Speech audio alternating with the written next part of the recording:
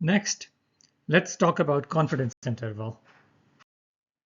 We will dive deep into confidence interval in chapter 4, so don't worry, a whole adventure awaits us.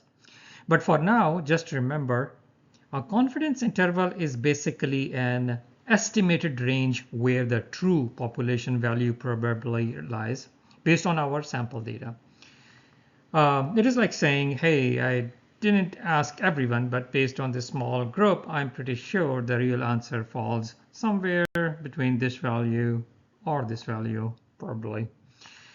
And honestly, it saves us from having to ask every single person on the planet, which would be, well, it would be exhausting. For example, let's say we want to check if there is an association between BMI category and mean systolic blood pressure. In this table, we have a sample of 100 individuals, 50 with normal BMI and 50 who are overweight. We see that people with normal BMI have an average systolic blood pressure of 120 millimeters of mercury, while those who are overweight had an average of 130 millimeters of mercury.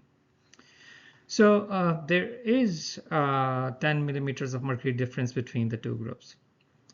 So at first glance, this might suggest that there is a correlation between BMI and systolic blood pressure.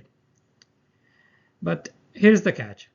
This is just based on 100 people. We can't declare to the world that BMI affects blood pressure just from this tiny sample, right? Ideally, we'd measure every single person in the population, but unless you have some superpowers or you have unlimited research funding, billions and billions of dollars, that's not happening, right? So instead, we use confidence interval. They let us estimate a range where we think the true difference for the entire population lies based on this small sample. And usually we set this range at 95% confidence in research studies. Suppose we ran our analysis, and don't worry, we'll learn exactly how to do this in the upcoming chapters. And we get the results as you see in this table. We see a 10 millimeters of mercury difference in systolic blood pressure between normal and overweight groups, as we saw previously. But now look at the 95% confidence interval. It ranges from 5 to 15 millimeters of mercury. Excuse me. That basically means we are 95% confident that the true difference for the entire population lies somewhere within this range.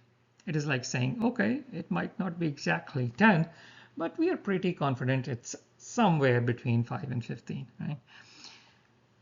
And if you see at the bottom of this table, we have another value, the p-value, which is less than 0.05. This tells us that the difference is statistically significant, meaning that there is less than 5% chance that this finding is just due to random luck. In fact, we'll learn in the upcoming lectures that if 0 isn't in the confidence interval, the p-value will almost always be less than 0.05. But don't worry about memorizing that right now. We'll get plenty of practice later.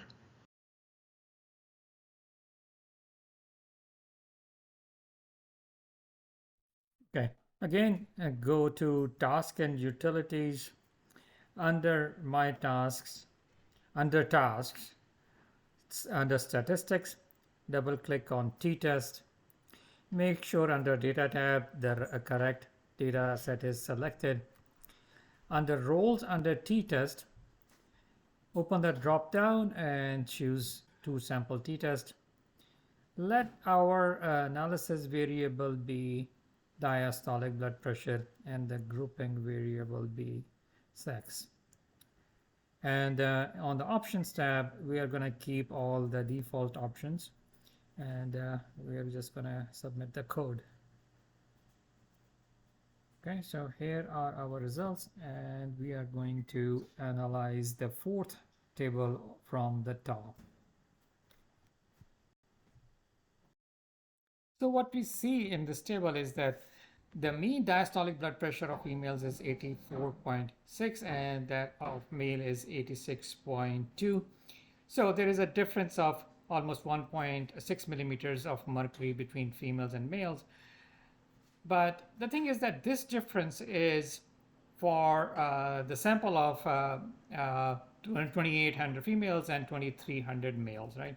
So this test has also calculated the confidence interval, which is provided right next to the difference right over here. And we see that the true difference between male and females might lie somewhere between approximately 0.9 millimeters of mercury and 2.3 millimeters of mercury. And since this confidence interval does not contain zero, we are confident that the difference between male and female in their mean diastolic blood pressure is statistically significant. And if you look at the table right below, we see that the p-value is less than 0.05. In fact, it is even less than 0.001. Again, reinforcing our calculation that the difference that there is a statistically significant difference between male and female, and so we can conclude that sex is associated with diastolic blood pressure based on our results.